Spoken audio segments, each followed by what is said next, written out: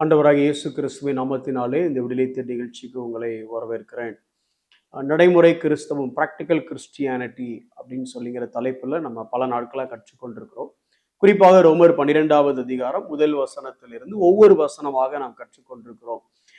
ஏன் ரோமர் 12வது அதிகாரம் அப்படின்னா, ரோமர் 11வது அதிகாரம் வரை உபதேச கோட்பாடுகளை போதித்த பவுல் அதன் பின்பதாக இவ்வளவு காரியத்தை தேவன் உனக்கு செய்திருக்கும் பொழுது அந்த தேவனுக்கு நீ எப்படி வாழ வேண்டும் என்று சொல்லி எழுதுகிறார். அதுதான் 12வது அதிகாரத்திலிருந்து பார்க்கிறோம்.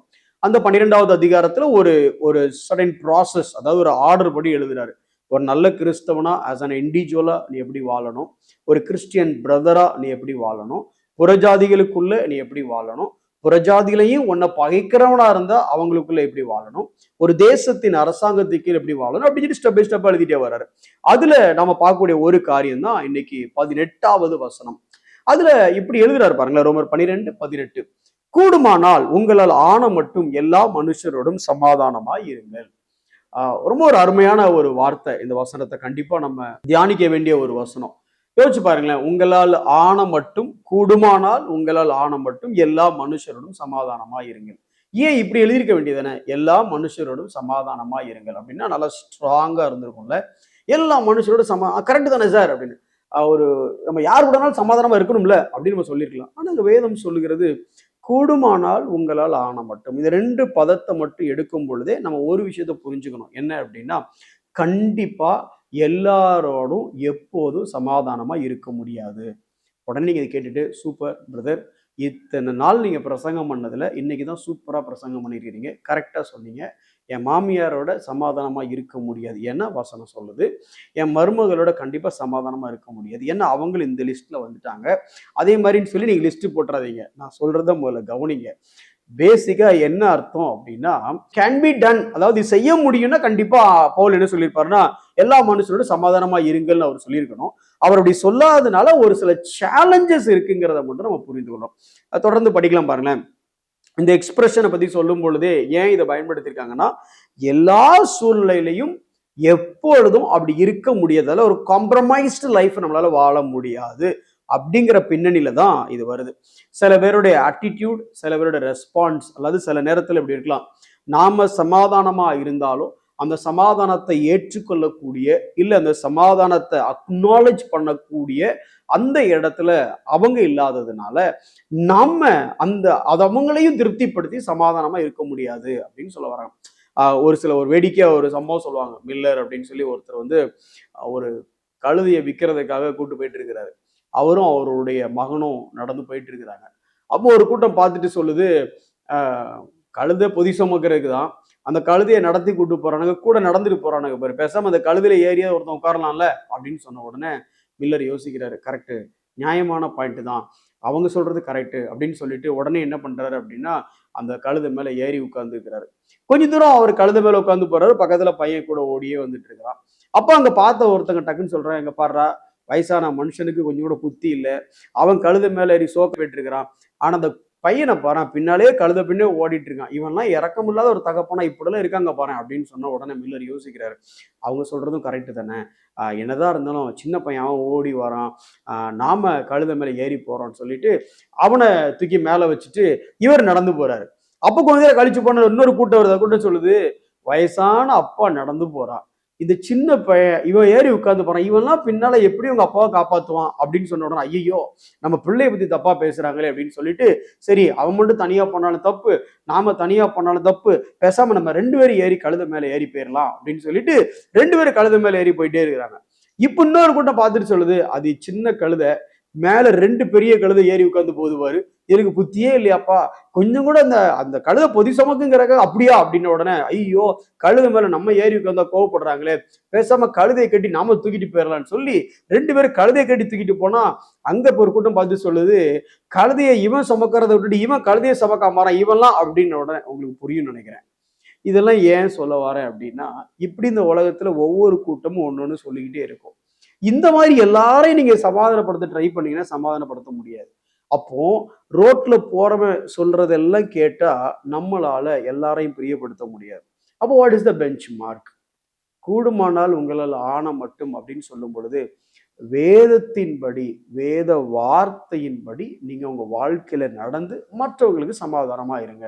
ஒருவேளை வேதத்தின் வார்த்தையை விட்டு வெளியில வந்து இவனை பிரியப்படுத்த, அவனை பிரியப்படுத்த, இன்னைக்கெல்லாம் ஒரு சில காரியங்களை பார்க்கும் பொழுது ஊழியர்களை பிரியப்படுத்த விசுவாசிகள் செய்யற காரியத்தை பார்த்தோம் அப்படின்னா அது ஐயோ இப்படிலாம் ஒரு காரியம் நமக்கு நடந்துடக்கூடாதுடா அப்படிங்கிற பயம் வருது.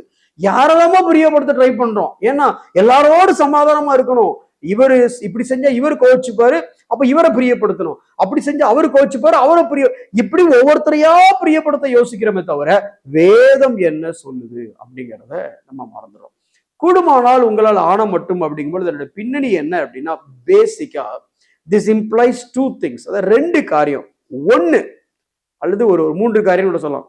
ஒன்று என்ன அப்படின்னா நம்ம எப்போதும் சமாதானத்தை தக்க வைக்கிறவர்களாக இருக்க வேண்டும்.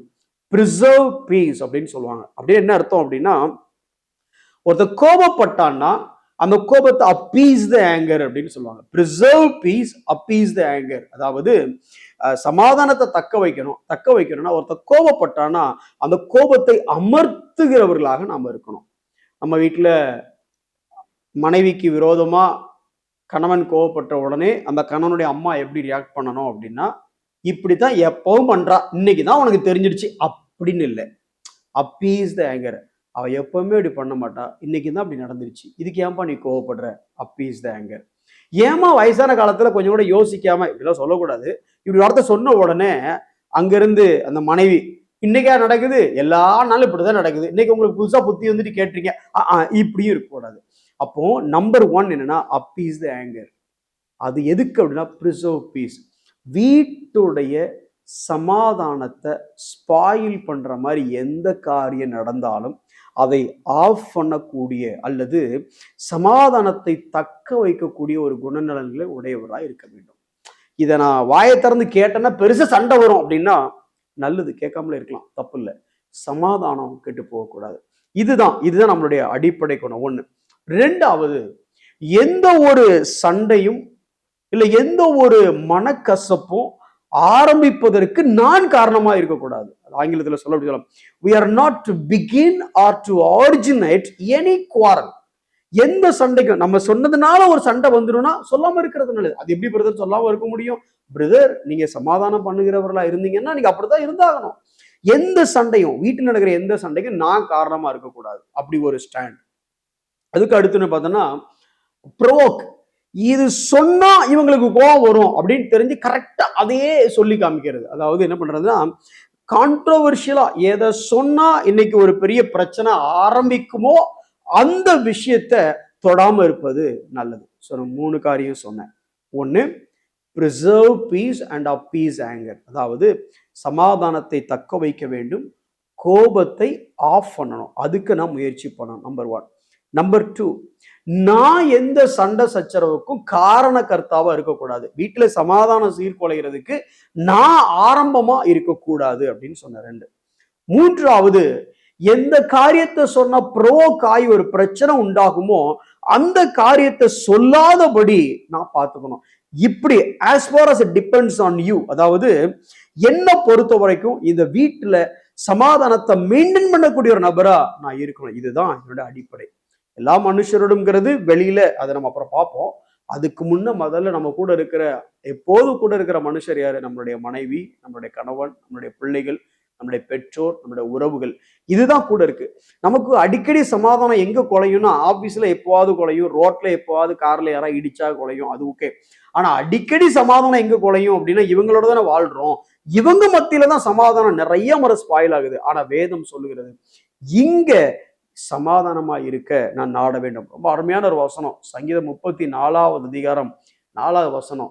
இந்த பின்னணி நான் இப்ப என்ன சொன்னேன், தீமைக்கு தீமை செய்யாமல் அப்படின்னு சொன்ன பாத்தீங்களா, இப்ப சமாதானம் வருதா? இது 2 அப்படியே பாருங்க. சங்கீதம் 34:4 இதே பேட்டர்னை நீங்க பார்க்க முடியும். வாசிக்கணும் பாருங்களேன். தீமையை விட்டு விலகி, நம்ம எங்கே பார்த்தோம்? ரோமர் 12வது அதிகாரம் 17வது வசனத்துல பார்த்தோம்ல, தீமை வேண்டாம். அங்க என்ன சொன்னேன், யோக்கியமானவைகளை செய்ய நாடுங்கள் அப்படின்னு சொன்னேன். அதே நேரம் தெசலோனிக்கேர்ல வரும்போது நல்லது செய்யப்பா அப்படின்னு சொன்னேன். இங்கே தாவீது சொல்றாரு, தீமையை விட்டு விலகி நன்மை செய். அதுக்கு அடுத்து என்ன பண்றாரு? சமாதானத்தை தேடு. இங்கேயும் அதே பேட்டர்ன் கவனிச்சிங்களா? வேதம் ரொம்ப ரொம்ப சுவையானதை நீங்க யோசிச்சு நீங்க ஆராய்ச்சி செஞ்சு படிச்சீங்க அப்படின்னா, அங்க பவுல் சொன்னாரு, தெசலோனிக்கர்லையும் சரி ரோமர்லையும் சரி, தீமை வேண்டாம், நன்மை செய், சமாதானம். இங்கேயும் தாவீது சொல்றாரு, தீமையை விட்டு விலகு, நன்மையை செய், சமாதானத்தை தேடு. அப்படின்னா எப்படிலாம் சமாதானத்தை கொண்டு வரலாம், எந்த கோபத்தை ஆஃப் பண்ணலாம், எந்த வார்த்தையை சொல்லாம இருக்கலாம், யாரை எங்க ஆஃப் பண்ணணும், எப்படியோ சமாதானம் வந்தா போதும் அப்படின்னு வந்ததுக்கு அப்புறம் வந்த உடனே விட்டுறத கண்டினியூவேட், அதாவது அதை தொடர்ந்து கொள் அப்படின்னா அந்த ட்ராக்லயே மெயின்டைன் பண்ணி சமாதானத்தையே அப்படி மெயின்டைன் பண்ண. இப்படி நீங்க இருக்கிறீங்களா உங்க வீட்டுல? அவன் வந்தான்னா போதும் பிரதர், வந்தான் 2 நாள் தங்கினான், அதான் அன்னையோட எங்க சந்தோஷமே போச்சு. அப்படி இருக்கிறோமா? 4 நாளா நானும் அவரும் பேசவே இல்லைங்க, வீட்டுல சந்தோஷமே இல்லை. ஆனா நீங்க வந்தீங்க இன்னைக்கு, வந்தனுடைய விளைவு எங்க வீட்டுல சமாதானம். எல்லாம் கவனிச்சு பாத்தீங்களா? ஆண்டவர் உயிர் தெளிந்து வந்த உடனே சொன்ன வார்த்தை என்ன அப்படின்னா, பயப்படாத, உங்களுக்கு சமாதானம். உடனே முதல்ல சொன்னாரா 2வது சொன்னாரான்னு கேட்கக்கூடாது. அவர் திருவாய் மொழிந்த வார்த்தைகள், நம்ம சிலுவையில சாவதற்கு முன்ன என்னென்ன பேசினார்னு தேடி தேடி படிப்போம், ஏழையும் நல்ல விஷயம்தான். ஆனா உயிரோட இறந்ததுக்கு அப்புறம் என்ன பேசினா தேடி தேடி படிச்சு பாருங்க. பயப்படாதேன்னாரு, சமாதானமா இருன்னாரு. இங்க நாமளும் சமாதானமா இருக்கதான் அழைக்கப்பட்டிருக்கிறோம். இன்னைக்கு நீங்க யோசிச்சு பாருங்க, இந்த கேட்டகரியில நான் எங்கேயாவது இருக்கிறேன்னா, தீமையை விட்டு விலகி நன்மை செய்து சமாதானத்தை தேடி, தேடுறது மட்டுமல்ல அதை தொடர்ந்து கொள்ளக்கூடியவனாக நான் இருக்கிறேனா? கூடுமானால் உங்களால் ஆன மட்டும் எல்லா மனுஷரோடும் சமாதானமாய் இருங்கள். கண்களை மூடி நாம் ஜெபிப்போம். உங்கள் ஆண்டவரே, நீர் சமாதானத்தின் தேவன். ஆண்டவரே, நாங்களும் உம்முடைய பிள்ளைகளாக, உம்முடைய சாயலை உடையவர்களாக, சமாதானம் பண்ணுகிறவர்களாக ஆண்டவரே, எங்கள் குடும்பத்துல, நாங்கள் வேலை செய்கிற இடத்துல, ஆண்டவரே, எங்களுடைய சபையில நாங்கள் வரும் பொழுது ஆண்டவரே, preserving the peace and appeasing the anger, கோபத்தை ஆஃப் பண்றவங்களாகவும் சமாதானத்தை தக்க வைக்கிறவர்களாகவும் நாங்கள் வாழ எங்களுக்கு நீர் உதவி செய்யும். இயேசுவின் நாமத்தில் ஜெபிக்கிறோம் நல்ல பிதாவே, ஆமென்.